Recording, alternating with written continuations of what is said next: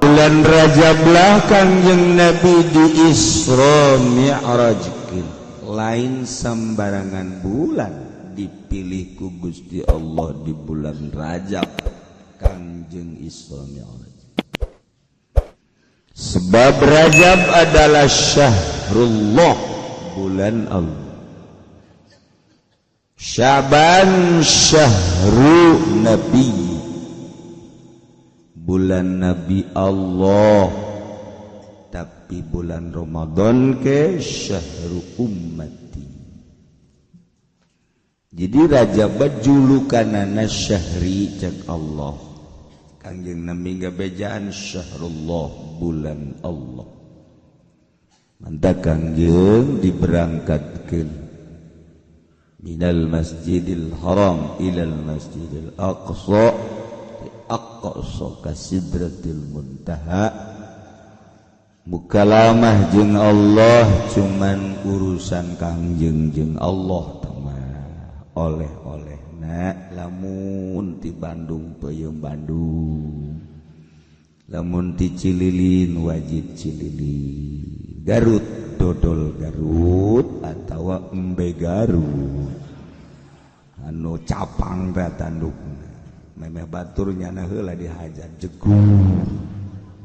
Di Cianjur hayam pelu, lamun ti ditu ti Kedu Camani Salasi hayam hideung, lamun ti Madura Celuri,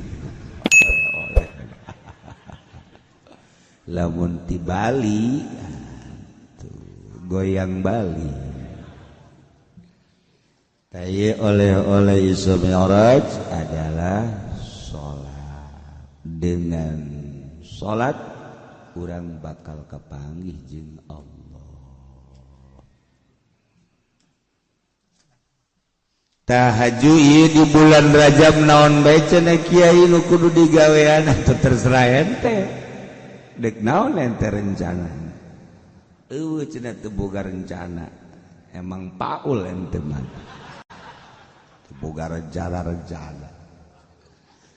Deui di bulan Rajab nu paling hebat adalah hiji mun babacaan kulhu. Menangkeun sabulan Rajab 200.000 kulhu. Dibere 200 ngaheap sama. Sakubah ragag di tanggal kalapa. Ya Allah, ya Rabbi. Fokuskeun mulai Rajab. Tasbih kencengan, kurang hayang nyaho coba awak wae dipajak pake maca kulhu coba ya. Hayang nyaho coba jangan nonton bola mah kuat, nonton TV kuat. Main koprok gaplein kuat ya. Kadang-kadang main catur tim maghrib ka subuh kuat. Coba wae pake maca kulhu, hayang nyaho coba. Menang 2 jam teh ngahep-hep. Cak pamajikan abah sieu sora-sorana. Coba deuleu oregana. Teu daya teu upaya. Ditanya, "Pak kunaon?" "Apa kulu?" Teu beda. Konsepna sakumaha Imam Ghazali dek digawe urusan pagawean ngara gaji nukang bas jeung sajabana sing gede dahar mentak aya bae julukan tukang ragaji madahar sing hade lain tukang ragaji bae sebenarnya ngan baheula mah tukang gawe teh ngaragaji. Bos yang madahar sakumaha tukang ragaji jadi bae kacapangan. Eta keur leutik sia dahar ku tukang ragaji bae. Useubeuna. Emang tukang ragaji useubeuna tanyakeun sia ka ditu. Tukang ragaji teh maksudna tidak seubeul-seubeul tadi ka luhur tadi ka handap tadi ka luhur tadi ka handap. Lain daharna ngaragajina useubeul-seubeuna. Santa kolot.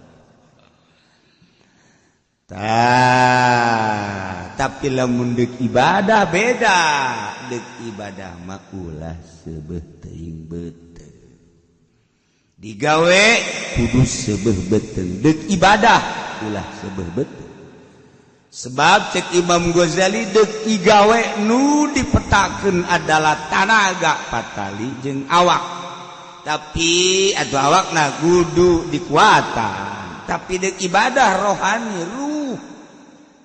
Geus ruh atuh ulah disebeuhan beuteungna ruh deuk berangkat. Lamun awak deuk dipake ibadah, roh nu maen awakna dikencengan. Deuleuh nu mingguan bae contona anu udukna 2 piring ngajina ge hayang di luar bae neangan tihang eta dula-deuleuh jana dinu sepi bae hayangna bebejana mah ka baturan lah garandeng cenah loba jelema padahal mah lain kitu. Hayang tumak ninah ulah aya nu ngaganggu. Di bulan Rajab mun wiridan kulhu. Geus ulah naon-naon di kulhu. Bisi nanyakeun ka di lembur, aya nanyakeun. Nang tadi ngaji. Bulan Rajab bira? Oh. Mun babacaan naon kulhu. Sabaraha? 200.000. Mamang endek urusan aing tah mah. Sia nanya ka aing. Sia malaikat deuk nyatetan aing. Padahal moal teh sebenarnya mah. Ngomong mah ngeunaheun segala malaikat segala naon. Lamun ibadah nu sejenna puasa. Puasana teu kudu sabulan ulah sebab besi kaliru jeung Ramadan. Ulah jadi nu puasa sabulan mah ngan Ramadan doang. Ai Rajab liwatkeun ti sabulan. Sabulan setengah, sabulan 10 poe, sabulan 5 poe atau sabulan 2-3 poe liwat. Jadi ke juga tanya etika. Pasti di pikiran pasti jadi etika. Mundek saetik turun tina sebulan 27 poe. Kanjeng Nabi man shoma as-sabi'a wal 20 min Rajab. Sajelema nu puasa tanggal 27 Rajab kataballahu lahu shauma sittina bakal dicatat ku Gusti Allah nilaina sarua jeung puasa 60 tahun. Urang umur 60 tahun ku puasa Rajab berarti sapoe-sapoena urang boga nilai puasa. Waduh, untung biasa. Catat di jero hate geus aing mah diliwatkeun ku aing. Sebab lamun ti 27 60 umur aing kan bisa-bisa 70. Geus aing mah datang ka bulan Syawal aing puasa. Nekad eta karena hebat nekad eta dongkos kitu boro-boro dadang ka Syawal cenah kieu 27 bisa teu dikurangannya bisa asal ganjil lamun teu 27 25 bisa teu kurang ke bisa 23 kurang bisa ke 2 tiji. Namun 2 hiji teu kuat lantaran kula mangojek 17. Kula mah cenah ngawarung ka pasar 13. Kula mah karyawan kiai sibuk 7 poe saminggu. Kula mah waduh cenah kiai ieu mah bisnis ngalar ngidul 3 sia mah 3 poe. Aduh kula mah tempat sehat cenah awak sapoe sia mah. Geus sapoe bae rebo bae geus. Aduh cenah kieu sapoe ge asa teu datang ka lohor. Hanya teu kuat datang ka lohor bodem. Teu kira-kira nawar keneh bae. Sia mah bener gegedena moal puasa bae buru. Aduh, ya Allah ya Rabbi, yeup Kangjeng Nabi mempromosikeun ka umatna hiji abeh nilai-nilai puasa Rajab kaeusikeun ka umur-umur urang. Kurang kumaha deui Kangjeng Nabi? Masyaallah, rahmatan lil alamin. Dengan puasa 27 poe tapi nilai sarua jeung 60 tahun.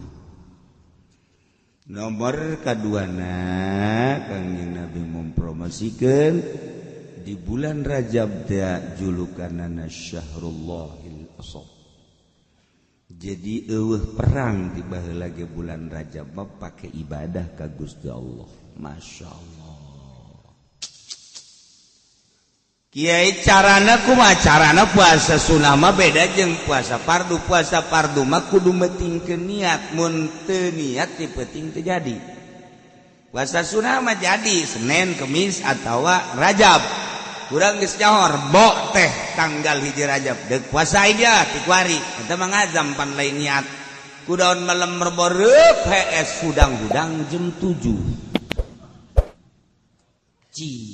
Cek ada puasa teu niat keur beuteung. Jam 7 jam 8 mikiran bayangna puasa tah ulah. Tak eta budal jam 7 jam 8 inget jam 9 urang niat jadi apa masalah. Mau niat banget jam 9 jam 10 ge masalah. Niat kaula puasa dina poe ieu tanggal 1 Rajab sudah jadi. Asal encan ngadaharna naon.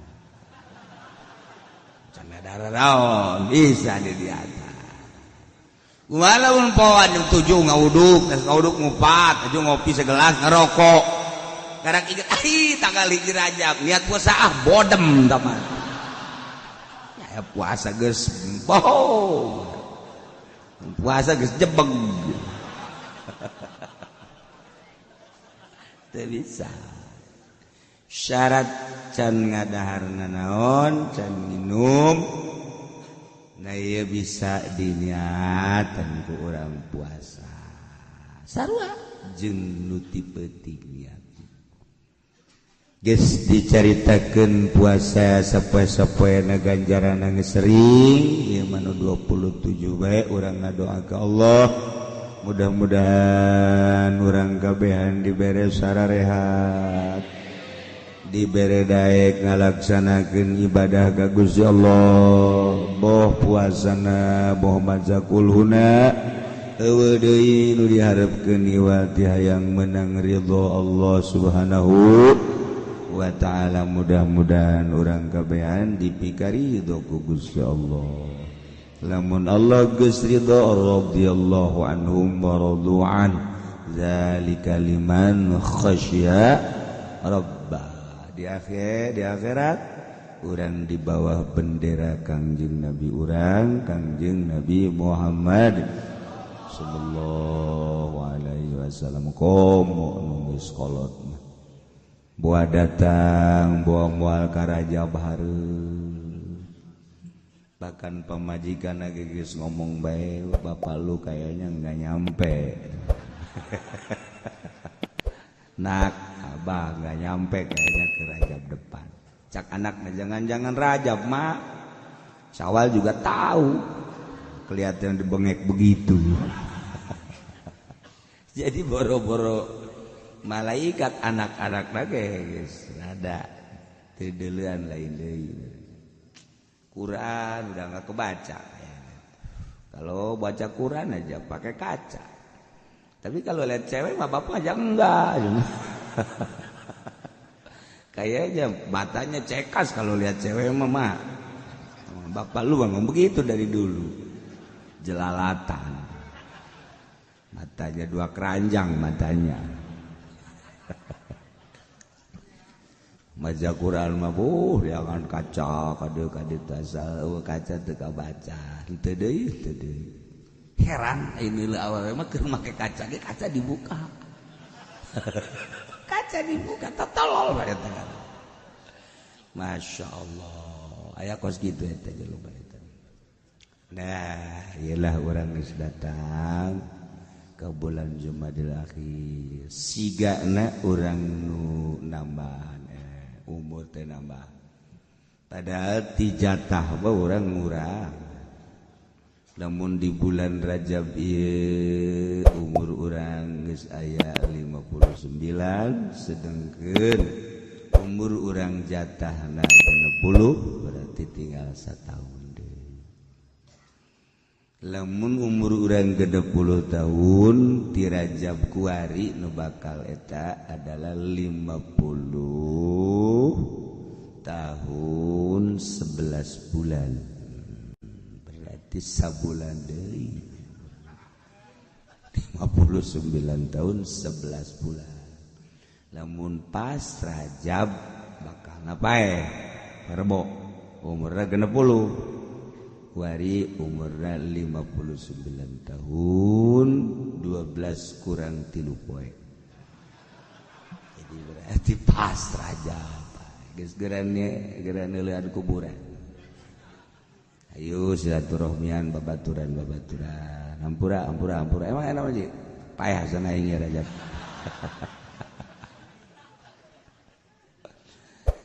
gitulah urusan payah batu dihayang-hayang teu bisa diembung-embung teu bisa nu penting mah urang maot husnul khotimah mawa kalimatut thayyibah la ilaha illallah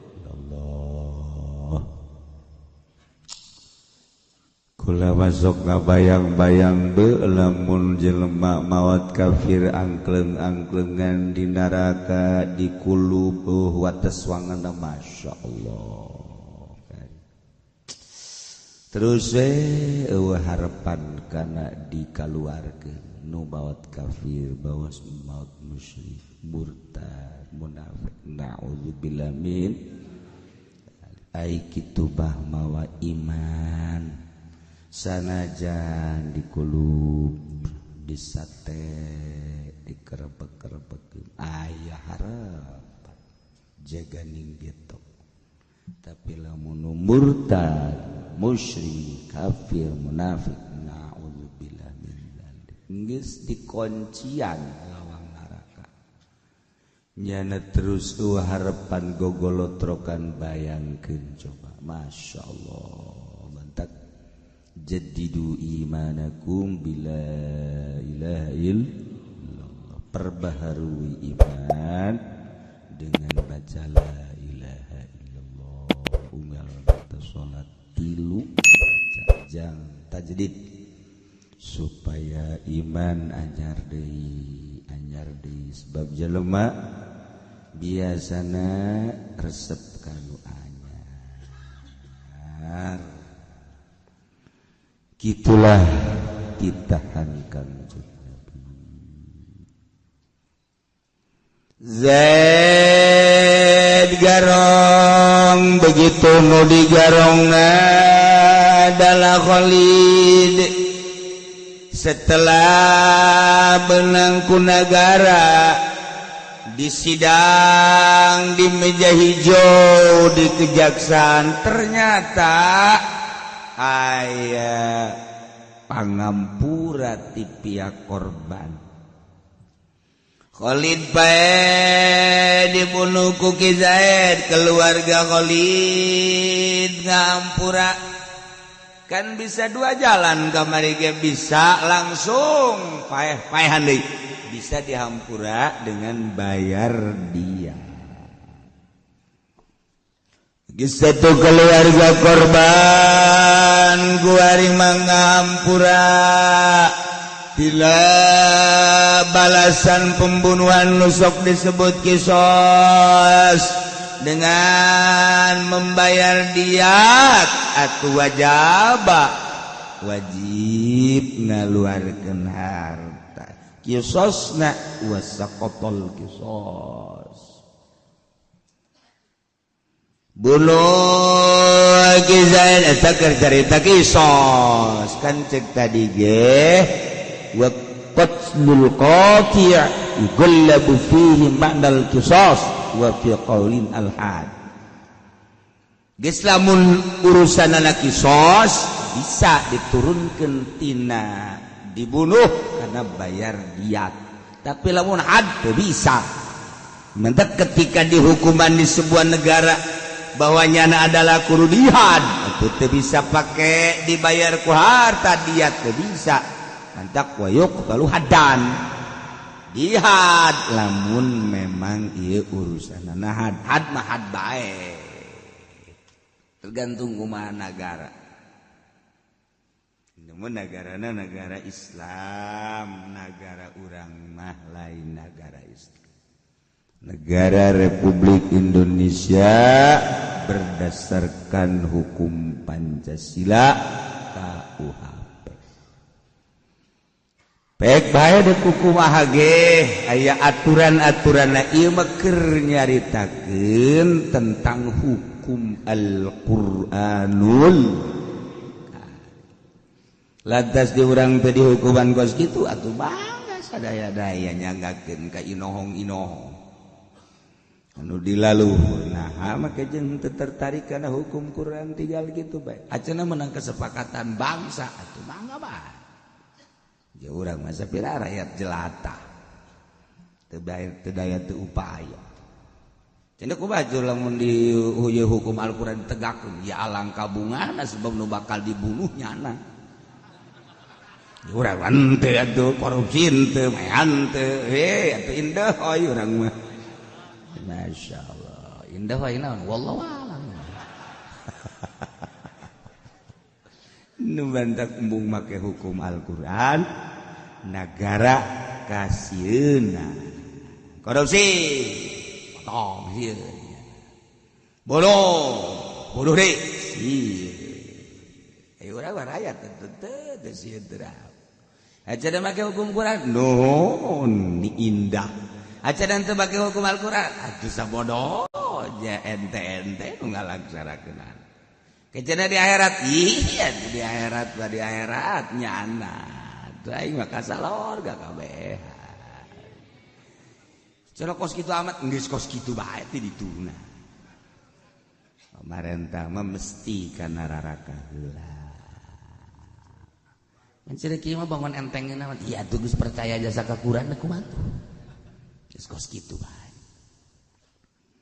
Tah, mantak sing hararade hirup salamet ke diri urang. Eueuh nu nyaah ka diri urang iwati urang. Kunaon lai kabeulem ku korek api jojolotoan ai prak urang teh ngagejeburkeun maneh lolonja ka neraka jahanam. Pacira iraha lolonjan aya eta jadi lurah. Keur lolonja ka jahanam. Camat jadi bupati bang geus lain lolon jadi KM nanya gubernur RI 1 bata mah lain KM nu boga jahanam ieu maksudna kumaha cenah kitu amat hati-hati sigade eueuh nu deudeuh jeung nyaah ka awak urang iwati urang tuh, masya Allah. Nah, geus urang mah dongeng-dongeng hukumna tuh lah. Dilaksanakeun teu tuh nyaho-nyaho lah. Polisi ge barang geus nyaho mah nyana ngarentet-rentet. Ya kos kitu cenah hukum Quran. Kok lain lagi sama hukum priwit lain lah. Hukum priwit.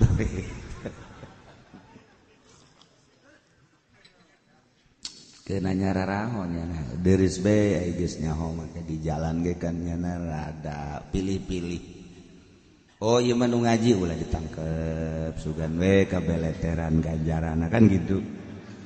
Oh ieu mah pedagang leutik ulah ditangkep karunya boro-boro jang mayar polisi nyajanana ge heseun.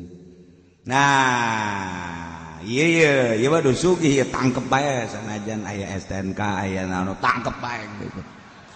Malah mental langsung minta uang saya. Ini kesalahannya enggak ada salah. Tapi minta aja. Iya tuh bagaimana enggak bagaimana. Aduh. Masya Allah. Polisi bang pakai sumpahan masyarakat. Sial aja secenah ya polisi. Memeh lagi sial aja saya. Punya anu sial. STNK teu mawa daun teu mawa saya yang lempang di jalan. Tapi tetep polisi sial ke polisi. Aduh, aing beak ku polisi. Kema aing muat teluh lah yang polisi. Padahal polisi urang hese ngamankeun jalan bae hese macet polisi hese. Polisi lamun niat ibadah kudu ganjaranna. Kudu jasa tama ganjaran geus lillahi ta'ala nya. Macet geus teu kudu dititah dibere duit lah bangsa 1.000 embung kecuali kadeuleu bangsa 100.000. Nah ini boleh. Sagala rupa ge horeng kumaha niatna urang digawe. Jadi pemerintah niat ngararapih mah atuh gede ganjaranna. Itu jadi polisi niat ngamankeun watuh gede jasa ganjaranna. Cak Kangjeng Nabi boro-boro utar atur di jalan ngarapih-rapih perjalanan imatatul adza fi thariq non miceun panyakit-panyakit di jalan, gangguan-gangguan di jalan eta teh gede jasa ganjaran. Paku di jalan singkirkeun besi katabrak motor ke aduh cucuk di jalan aduh ieu cucuk besi budak maka sepeda kempes eta ganjaranna gede. Oli di jalan ieu oli kumaha lamun naik motor ke ti polese dikumbah dipel gojana. Ulah jara orang Batak, waduh malah jalan di Pakuan. Orangnya ada boga bengkel di ditu. Sial teh Batak. Atuh, sakumaha nu ngabesan ban, barang retus bae oreng nang nyana. Masyaallah, kadzaliman kos karar itu. Dasar Batak. Saware tapi aya mun teh kitu.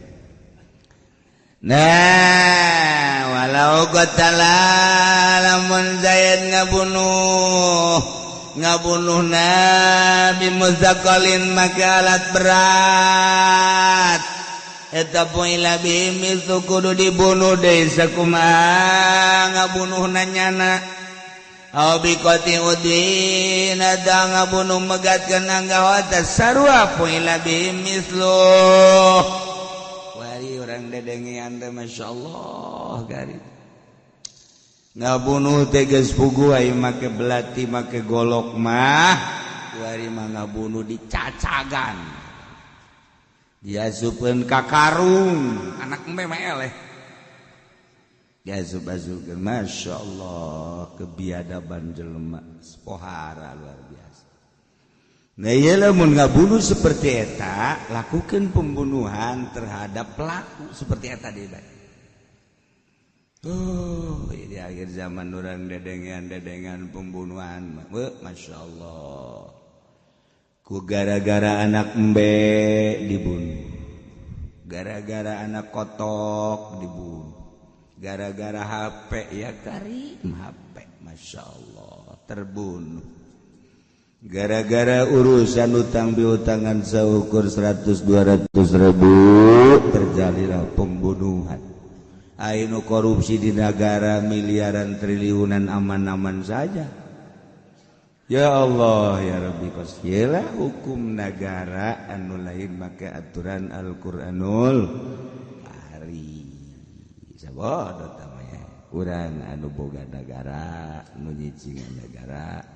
Nu milih pamimpinna urang geus atuh diserahkeun ka urang kabeh kumaha urang deuk kumaha tapi tetep bae urang menghargai nenek moyang urang baheula sebab lurak lirik kaler kidul ieu nagara urang geus dijenengkeun baheula dengan sumpah pemuda maka jadilah bentuk negara urang negara demokrasi Pancasila tapi hasil istikharah sebab burung Garuda eueuh manukna anu bisa nyiptakeun burung Garuda secara hayal hanya Indonesia. Ketika ditanya kenapa berlambang burung Garuda sebab manuk lalagaan tuh. Asli nama horenganan butir-butir Al-Qur'anul Karim ngan ditenden di burung Garuda supaya bisa dibawahi menuju wusul ilallah. Di jerona indah ketuhanan yang Maha Esa, kemanusiaan yang adil dan berada, dan lain-lain sebagainya. Lambang lagi di jerona pohara, lamun kurang ditaliti satu persatu. Untuk lama ayalah pendidikan Pancasila. Ayolah budak sekolah ke Pancasila ada berapa? Anak orang tanya, pagan Pancasila encan. Pancasila ya sabaraha 7 gitu. Nah raracoki anak aing apa guruna sih? Jadi 7 gitu. Tah, jadi baheula papan Senen bae orang kenaikan bendera maca Pancasila. Asal 17 Agustus kabeh bergerak di rapihan, pagar-pagar di putihan. Bilik-bilik di kapur, Masya Allah, karasa di 17 Agustus. Dangdur dupang gedena diiring ke lapangan. Jang camat. Dagde hui dupang gede kira di kontes-kontes eta teh naon? Rasa bersyukur, mensyukuri kemerdekaan. Gila, karasa. Malah datang gaya anu naik sepeda ti peuting teu bisa ngagoes, tangkal kadongdong di kapur pajar pocong. digoes gagubrak di dieu. Bacaan kunaon tim biti Fatihah. Palak binas datang ke ayat kursi. Sial da pocong. Tuh daek idit-idit. Ngoser datangnya nah dicekel horeng lain pocong. Tangkal kadong tuh paingan ayat kursi teu mempan. Tangkal kadong di ayat kursian. Jadi nu boragan mah kos kitu. Kalakuan sorangan horenganan tangkal kadong-dong ge nang nyana motongan. Nang nyana ngapur pohoan kita bageula kos kitu. Bari teh jauh Agustus teh jauh kegiatan Slewi. Kajian ge sepentingna urang tentrem ibadah ka Gusti Allah na aturan-aturan hukum. Walau jara zain ngabacoki Khalid kurut bacokan nang ngemu pandamala lam yatahatam kisosun temesti turi naon kitu ngaranna di kisos bab eta mangan sakadar jarhu bayar geus watas kutu ukubatun gugurlah berbagai siksa takhusul qati'a anu tangtu si ukubat ka anu motong bitaubatihi utobatna qoblal qudrati ala beneh kawasa si qatina Zaid ngabunuh Khalid kemudian tinyawan aturan-aturan Al-Quranul Karim gubodo. Kemudian tinyawan sama sekali namun ngebunuh kudu dibunuh di tenyaho, kudu disalib tenyaho, potong kudu dipotong di tenyaho. Begitu manehna tulang telau ke pengajian orang ngabunuh-bunuh deui, motong-potong deui. Masya Allah, tobat jaga diri. Setelah tobat, katangkep nyana membeberkan tentang dirina. Sebab sirup kula adalah di lingkungan jelema barodo, tur di lingkungan jelema jahat. Suganda mah eta mah sebagai pekerjaan bae horenganan dosa. Pajar kasab bae teh mah kitu teh horeng dosa. Wari tobat anu nyaan tobatna. Lamun memang setelah diteliti bebeneran tadina teh nyaho. Kemudian kuari nyaho bener-bener tobat moal balik deui. Eta ukubat seluruhna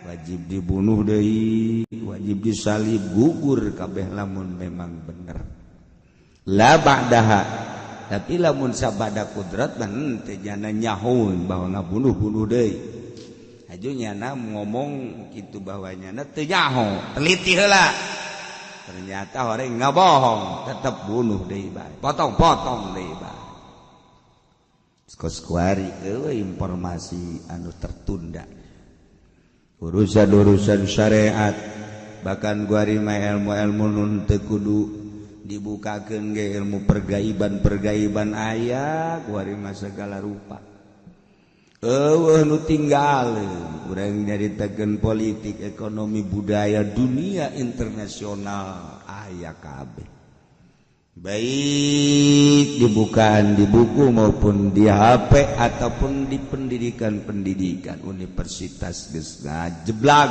pondok pesantren modern geus aya pesantren salaf geus aya eueuh nu teu nyaho komo di Indonesia mah negara paling unik sadunia negara paling unik Indonesia di negara batur moal aya maulidan akbar rajaban akbar moal aya tapi di Indonesia ziarah akbar aya haul akbar aya wahara ditemenangkeun zarah ka orok-orok diajak zarah geus hese di Indonesia Allah diwahabikeun ti tahun mana melalui Muhammadiyah Persib teu bisa wari geus asup ka tubuh negara tetep bae ziarah rese dibiayaan triliunan supaya wahabinisasi abeh engke kristenisasi lebih gampang tetep bae hese terutama nu hese teh Banten mah nya hese aya duit dicokot aya nurut teu Banten eta karakterna teu beres urang Banten mah sasaleh kabeh ge urang Banten geus kos kitu bae urang Banten urang Jawa mah timbul ku hari Wahabi di Jawa kabeh organisasi di Jawa kabeh Syiah di Jawa di urang ngembangkeun Syiah mun ti bodem Jawara goblok sia teh akur jeung bapak aing ye tarolol sia kunaon sia segala anti usoli segala naon di emang bapak salat aing mah teu salat tapi teu kitu jakeun teh padahal bab parahannya na tetep golok sia ku aing mabur sia ka ditu awas aing mah teu aing salat tapi teresep aing deuleu sia kos itu orang Banten mah kos gitu salat bener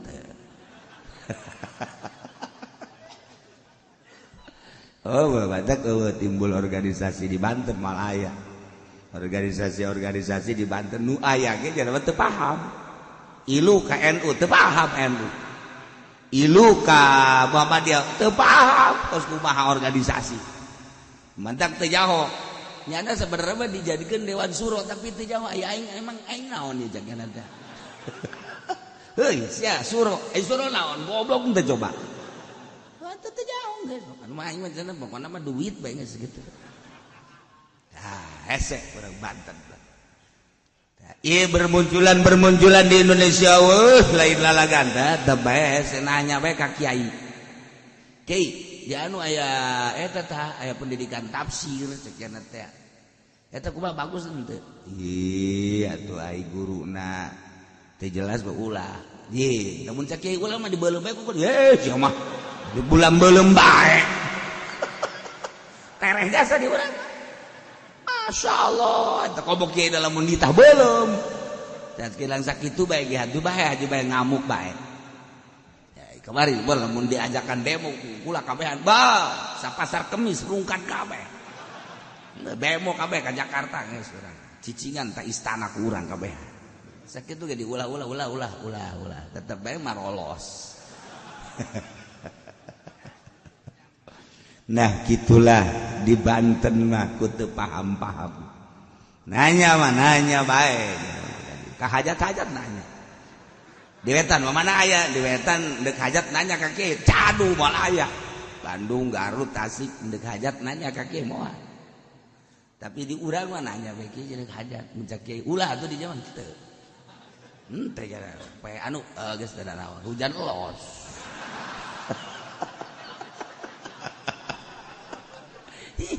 udah kulon mah kos karar itu calon lurah nanya ka kiai cak kiaina kaluarna kudu jam 3 nurut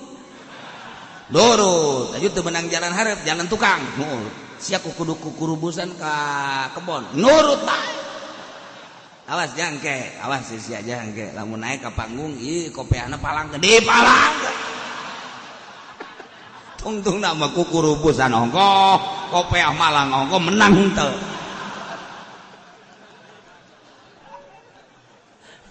kalau jadi takut Banten rame sebenarnya. Masya Allah. Malaya di negara Batur kos di orang Malaya. Malaya mantap kurang ambil kayak ini si orang begini amat sih orang apa bukan sih? Wala tasqutu sayrul hudud bi abiladal tegugur sakabehan biha gus sebab tobat itu naon hadbat teu bisa gugur